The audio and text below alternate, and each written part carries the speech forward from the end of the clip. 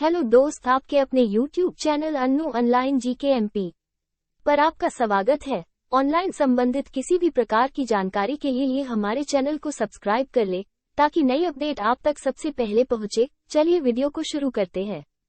SSC ने कई महीने पहले ही भविष्यवाणी कर दी थी कि हम 24 नवंबर को नोटिफिकेशन जारी करेंगे। तो अभी 9:30 बजे जो है इसका नोटिफिकेशन रात में आया।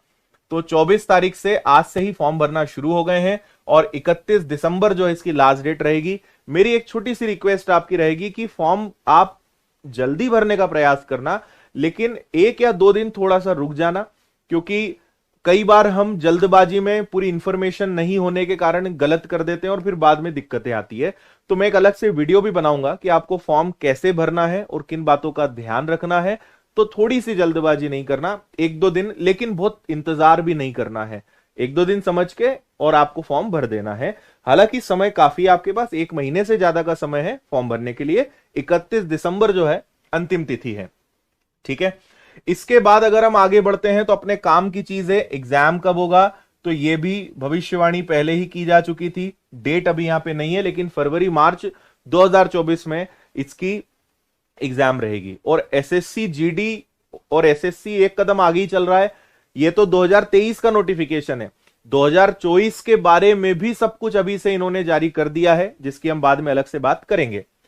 आगे बढ़ते हैं। जिस चीज का सबसे ज्यादा इंतजार सभी लोगों को था कि क्या वास्तव में इस बार 85,000 से ज्यादा पद निकलेंगे, तो मैं आपको बताऊं तो इतने पद खाली हैं।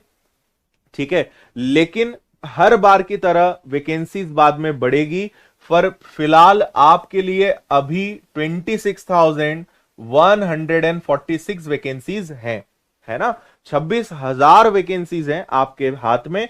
अगर यहां पे बात करें तो देखिए, बीएसएफ के लिए आपके पास टोटल 5,211 मेल की वैकेंसीज है और विमेन की 963 है, यानी टोटल 6,000 वैकेंसीज, 6,174 बीएसएफ में है। इसके बाद बात करें सीआईएसएफ की, तो लड़कों के लिए 9,900 यानी लगभग 10,000, लड़कियों के लिए 1,000 या 1,100, 11,000 वैकेंसी, सबसे ज्यादा वैकेंसी सीआईएसएफ में है। मेरा एक वीडियो है, मैंने स्क्रीनशॉट तो यहां पे नहीं लिया है। आप एक गलती और क्या करते हो कि आपको पता ही नहीं है कि बीएसएफ, सीआईएसएफ, सीआरपीएफ, एसएसबी पहला तो क्या होते हैं। अगर पता है कि क्या होते हैं तो हमें यही नहीं पता है कि इसमें हमारे लिए सुइटेबल क्या है, हमारे लिए बेस्ट क्या है। तो मैं आपको एक मेरा वीडियो रेकमेंड करूंगा।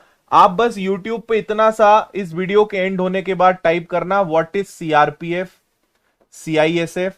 आपको सबसे ऊपर मेरा ही वीडियो मिलेगा और उस वीडियो को अभी तक 2 मिलियन 20 लाख विद्यार्थियों ने देखा है।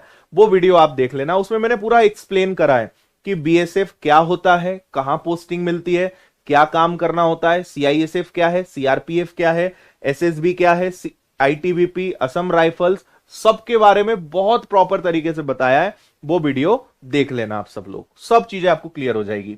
सीआरपीएफ के लिए सभी के मिला के 3,300 वैकेंसीज है।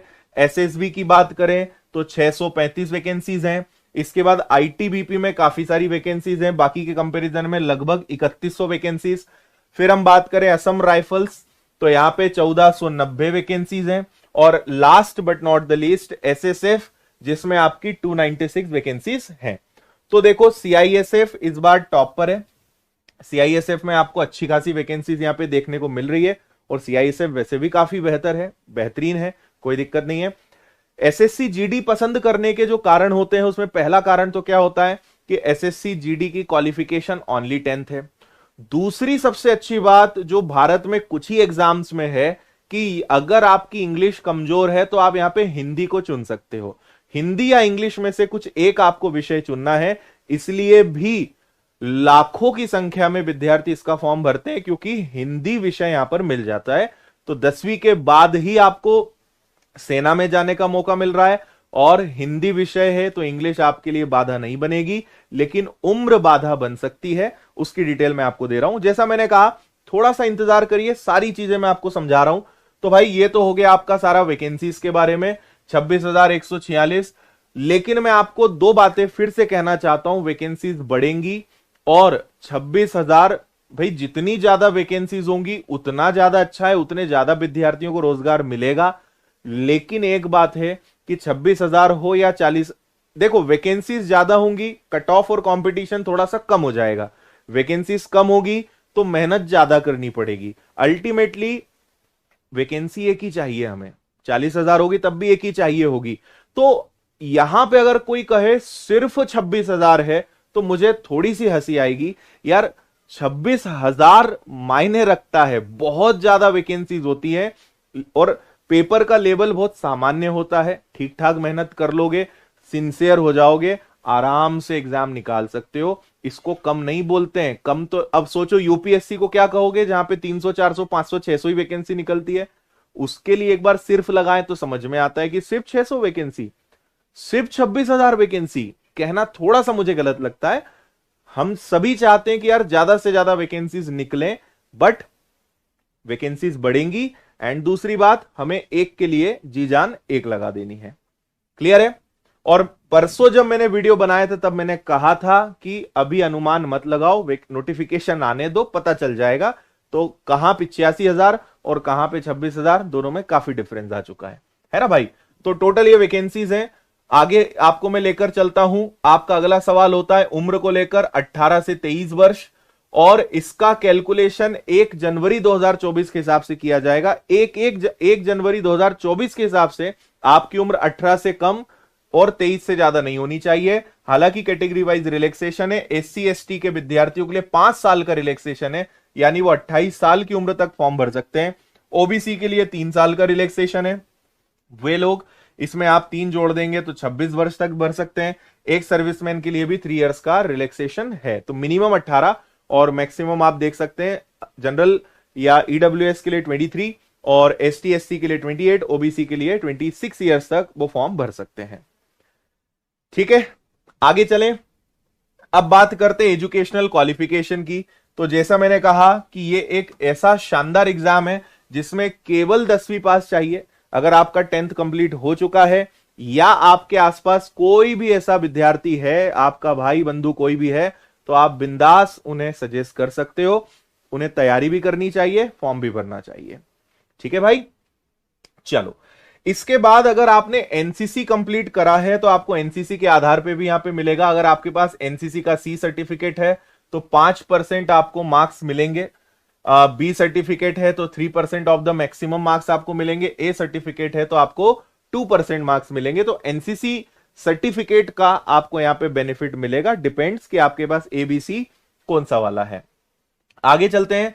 फीस ओनली 100 रुपीज है। उसमें भी आपको मैं बताऊं तो एसटी, एससी, एक्स सर्विसमैन और विमेन यानी गर्ल्स के लिए कोई चार्जेस नहीं होते हैं और बाकी लोगों के लिए 100 रुपीज का है। एसएससी की ऑफिशियल वेबसाइट पर जाकर ही फॉर्म भरना है, ssc.nic.in, उस पर जाके आप फॉर्म भरेंगे। वो सब डिटेल्स यहां पर है। अब आते हैं भाई, पैटर्न क्या होता है, क्या पूछा जाता है। देखो, पहले इसमें होता है आपका एक ही चीज है इसमें, एग्जाम। उसके बाद आपका फिजिकल है, फिर फिजिकल में एक रनिंग होती है, फिर आपका हाइट और चेस्ट मेजरमेंट है, और उसके बाद फिर आपका मेडिकल होता है। यही है, यानी एग्जाम एक ही होना है और इसी के आधार पे आपके मार्क्स तय होंगे। बाकी सब क्वालिफाइंग है, उसके मार्क्स नहीं जुड़ते हैं, ये ध्यान रखना। 4 विषय हैं आपके पास, जनरल इंटेलिजेंस एंड रीजनिंग, तो आप इसको ओवरऑल रीजनिंग कह सकते हो। एक विषय रीजनिंग हो गया। एक आपका जनरल नॉलेज, जनरल स्टडीज या जीके, आप कुछ भी नाम उसको दे सकते हो, है ना। तो एक आपका रीजनिंग हो गया, एक आपका जीके हो गया, एक आपका मैथ्स हो गया, और एक आपका इंग्लिश या हिंदी में से कुछ एक आपको चुनना है। हर विषय से 20 क्वेश्चन रहेंगे। हर प्रश्न 2 नंबर का रहेगा। टोटल 40-40 नंबर के सारे प्रश्न, पूरा पेपर रहेगा। 40-40, 40 और 40, और आपके पास 1 घंटे का समय यहां पर मिलेगा। 1 आवर में, 60 मिनट्स में आपको 80 प्रश्न करने हैं। ठीक है, तो मैथ्स, रीजनिंग, जीके और हिंदी या इंग्लिश में से कुछ एक आपको लेना है। अगर आप इस वीडियो को एंड तक देखेंगे तो मैं आपको इनके बारे में, जो बुक्स हैं, कहां से पढ़ना है, कैसे करना है, कैसे तैयारी होगी, उसके बारे में भी एंड में बताऊंगा। तो आप थोड़ा सा उसके लिए भी जुड़े रहिएगा। ठीक है, आगे चलता हूं मैं। आपको 4 विषय आपको क्लियर हैं। 2 बातें ध्यान रखिएगा। अभी पिछले कुछ वर्षों में ये चेंज आया है कि पहले क्या होता था कि पेपर दो ही लैंग्वेज में होता था, या तो हिंदी में होगा या इंग्लिश में होगा, लेकिन कुछ वर्षों में चेंजेस होने के बाद लोकल लैंग्वेजेस में भी पेपर आने लगा है। तो केवल हिंदी इंग्लिश में नहीं, असमी, बंगाली, गुजराती, कन्नड़ा, ठीक है, इसके बाद कोंकणी, मलयालम, ऐसी सभी भाषा में आपका ये पेपर रहेगा। मोस्ट इंपॉर्टेंट, आपकी नेगेटिव मार्किंग यहां पे रहेगी 0.25 की, अगर आपने गलत आंसर दिया तो ये ध्यान रखिएगा। तो नेगेटिव मार्किंग एसएससी जीडी में होती है। आगे चलते हैं। अब आते हैं भैया पीईटी यानी फिजिकल एफिशिएंसी टेस्ट, और इसमें अच्छी बात क्या है कि केवल रनिंग होती है, सिर्फ आपको दौड़ कर दिखाना है ना। अब इसमें दो चीजें हैं, ये सभी लोगों के लिए है और जो लद्दाख क्षेत्र के हैं उनके लिए ये है। तो आप में से मैक्सिमम लोगों के लिए यहां पर 5 किलोमीटर आपको दौड़ना है, वो भी 24 मिनट में लड़कों के लिए। लड़कियों के लिए 1.6 किलोमीटर है, 8.5 मिनट में उन्हें दौड़ना है। लद्दाख रीजन के जो लोग हैं उनके लिए 1.6 किलोमीटर 7 मिनट में, 800 मीटर 5 मिनट में, बस एक रेस ही होनी है। इसके बाद लड़कों का हाइट एंड चेस्ट और लड़कियों की केवल हाइट मेजरमेंट होनी है। और अगर आप उसमें इन सब में क्वालिफाई कर जाते हैं, सारे पैमानों पर खरे उतरते हैं, आपका मेडिकल टेस्ट होगा, उसके बाद आपकी ज्वाइनिंग होगी, ठीक है। तो यहां पे अगर हाइट की बात करें तो लड़कों के लिए 170 सेंटीमीटर है, लड़कियों के लिए 157 सेंटीमीटर है। लेकिन यहां पे थोड़ा सा रिलैक्सेशन मिल जाता है, हाइट में भी रिलैक्सेशन है ना। एसटी कैंडिडेट्स के लिए 162.5, लड़कियों में 150 तक चल जाएगा।